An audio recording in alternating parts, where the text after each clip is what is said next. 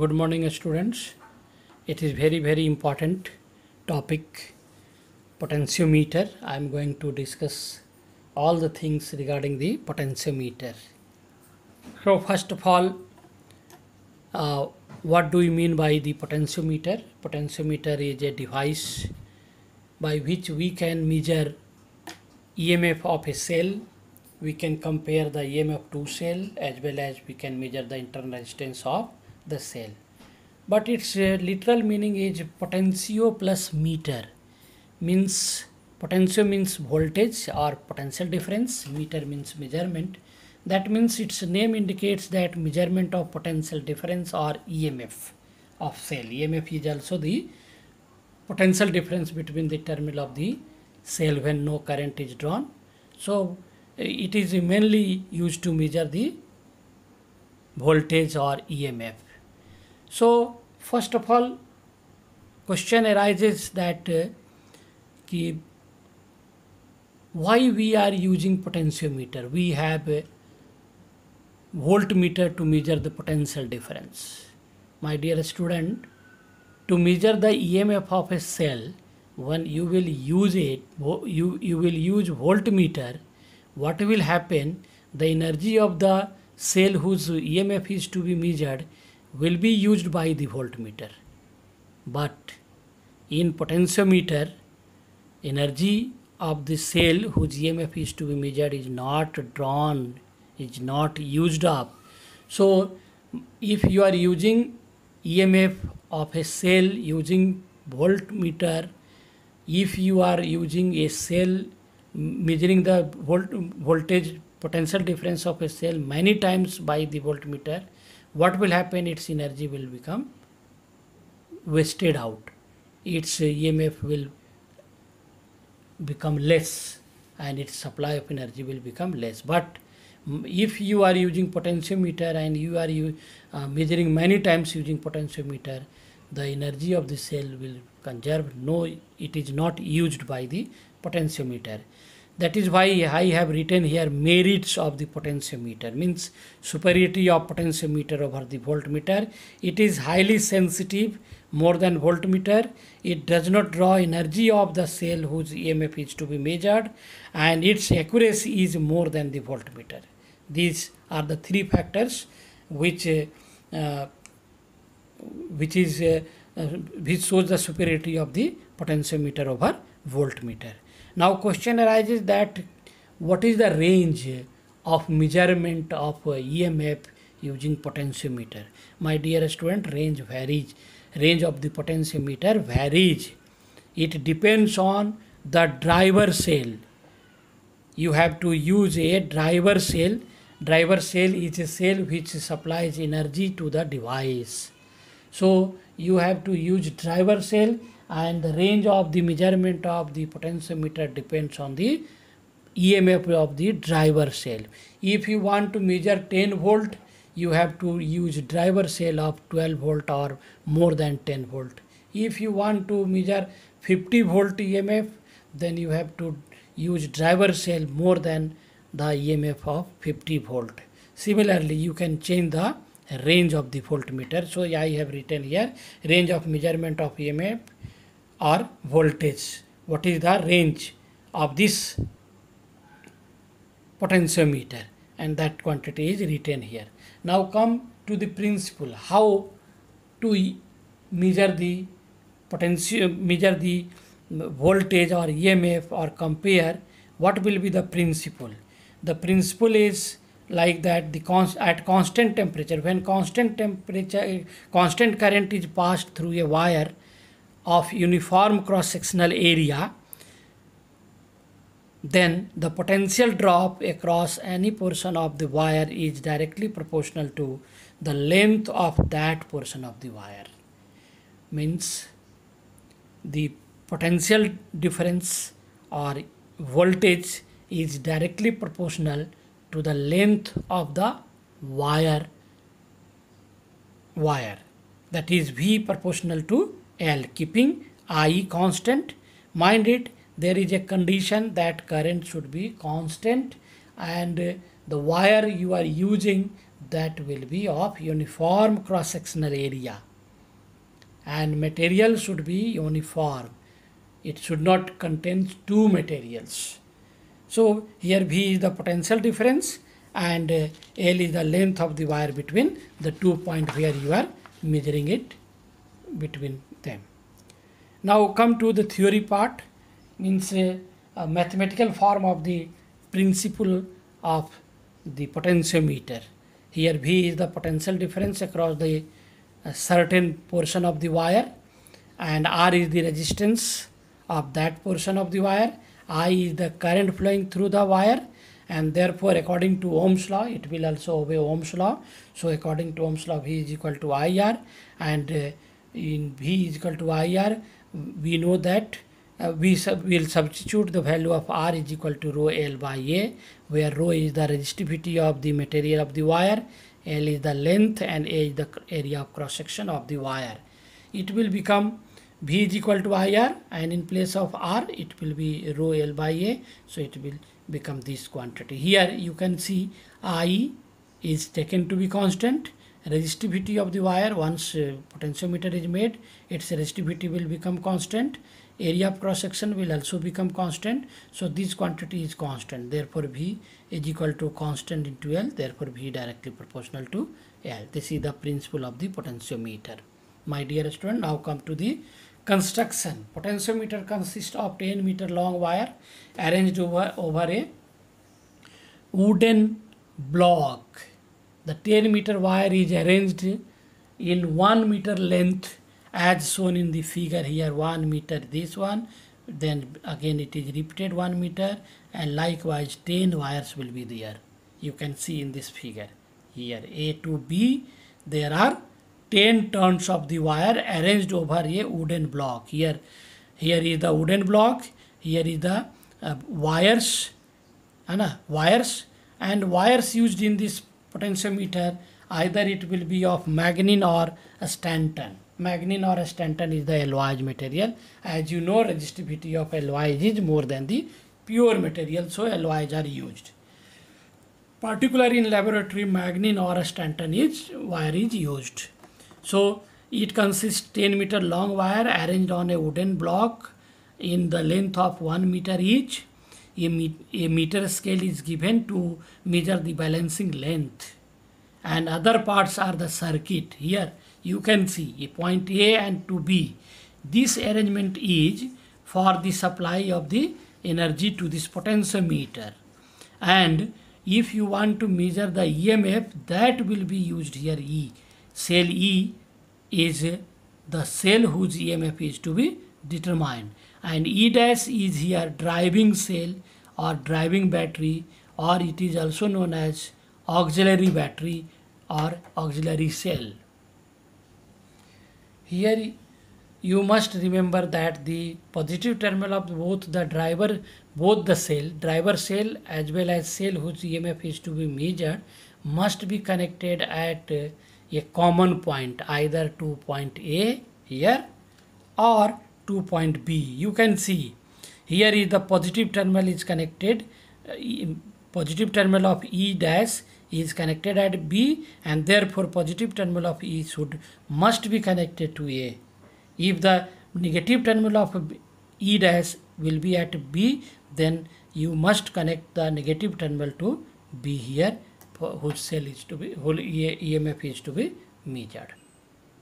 Now come to how to measure the EMF of a cell. So connections are made according to the circuit diagram shown above. Here is the circuit diagram as shown here, and the connections are made like this. And mind it, all the connections should be tight and proper.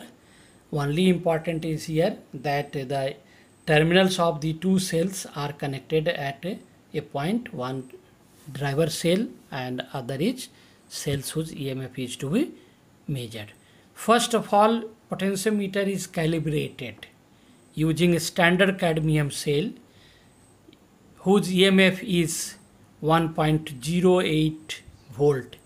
It will be cadmium cell, it will be used in place of what? On in place of cell whose EMF is to be measured. First of all, potentiometer is calibrated. For calibration, we have to use a standard cadmium cell in place of this E. इसके जगह में. This is driver cell. It will not be changed, but this is the cell whose EMF is to be determined. In place of this, we have to use first of all standard cadmium cell whose EMF is 1.08 volt.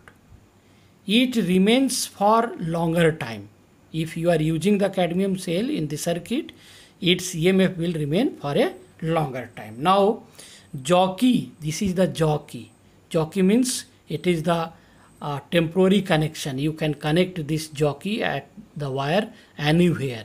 If you touch this jockey on the wire, the connection will be from this cell to that point will be connected, and it is temporary. You can change this. So now the jockey is placed on the wire, and it is for standard cadmium cell, it will be 203.6 centimeter. So this is one wire is 100 meter, second wire is 200 meter, and then 3 means it will be on third wire. On the third wire placed on 203.6 mark, and current is adjusted from with the help of this rheostat. We have to adjust the current in this circuit, and current is adjusted so that the galvanometer here deflection becomes 0. My dear student, potentiometer also works on the null deflection method. So deflection in the galvanometer is made 0. Means placing the jockey on the wire, we have to search a point where deflection becomes 0.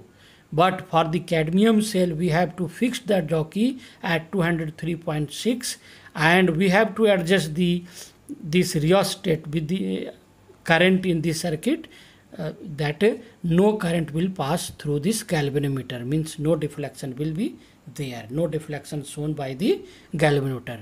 Now potential gradient dV by dr, that will be calculated, this one, and now the standard cell is replaced. This standard cell in place of there, it is replaced, and yes, unknown cell of EMF, unknown EMF is connected here, and then with the help of the jockey, the process will be repeated, and we will find the null deflection point. Where is the null deflection point? Again, galvanometer shows no deflection, and that is calculated, and let it will be L, and therefore it will be potential gradient dV by dr. E by L is also potential gradient. This should be equal to dV by dr of the standard cadmium cell. So E is equal to L into dV by dr, and dV by dr is calculated here, and that value is substituted. By calculating L, we will be able to calculate the EMF of a given cell. Now come to comparison of EMF of two cell by potentiometer. For this circuit is shown here. This, my dear student, this shows the symbol of the potentiometer. And in the examination, it will help you to curtail your time, to save your time. So this is the symbol of potentiometer, and circuit is shown like this. Here at point A, this is E dash driver cell. Positive terminal is connected at A. Therefore, there are two cell E1 and E2 whose EMF is to be compared.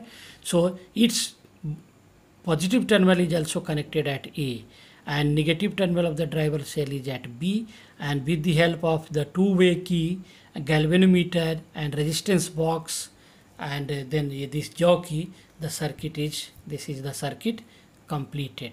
Now as before, what we have to do after calibration of the potentiometer, what we will do, the jockey is moved from A and to different part of the wire, and null deflection point means point D is searched where deflection in the galvanometer becomes 0. Let in this case, when the key K1 is closed and K2 is off, null deflection is searched on the potentiometer wire. Let this is L1. So with the help of principle of potentiometer, it is E is equal to K L1. Similarly, by opening the key K1 and closing the key K2, now E2 will be in operation and null deflection is searched on the potentiometer. Let it is L2. So L1 by L2 will be this, and substituting the value of L1 and L2, we will be able to compare the EMF of a two cell. Now come to determination of internal resistance of the cell using potentiometer. Circuit arrangement is there. Here we can change the circuit. In here E dash is the driver cell, and it is the connection is similar as we have done previous. And here with this E cell E, whose internal resistance is to be determined, is connected with a shunt and key K1. This is the arrangement, and its positive terminal is connected at A, as the driver cell's positive terminal is also connected at A, so its positive terminal should be here. Now this is galvanometer, this is resistance box. If you get vibration in the galvanometer, so some resistance is taken out from the resistance box to minimize the vibration, to damp the vibration, to omit the vibration in the galvanometer. And this is the jockey. And after proper arrangement of the circuit, keeping K, this K key is on and K1 here is off. At that time cell is not used here. Energy of this cell E is not used through the shunt. So K1 is off, K is on, and null point is searched on this potentiometer. Let it is L1. So it will become E is equal to K L1. Now K1 is closed and K is also closed. What will happen? Some energy is means current will pass through this shunt, and some value of this S is shunt, a small resistance. So some resistance is taken from this S. So what will happen? Some current will pass through this. When current is taken from the cell, at that time EMF of the cell is termed as terminal potential. So again, after placing K1 on and K on, again null point on the galvanometer is searched. Let it is L2. At that time, using the principle of potentiometer, it will be V is equal to KL2, because E is termed in terms of V. It is now terminal potential difference. So E by V is equal to L1 by L2. Since we know that internal resistance is equal to E by V minus 1 into S, therefore putting in place of E by V L1 by L2, we will get R is equal to this. So by calculating L1 and L2 and value of S, we will be able to calculate the internal resistance of a cell. Thank you.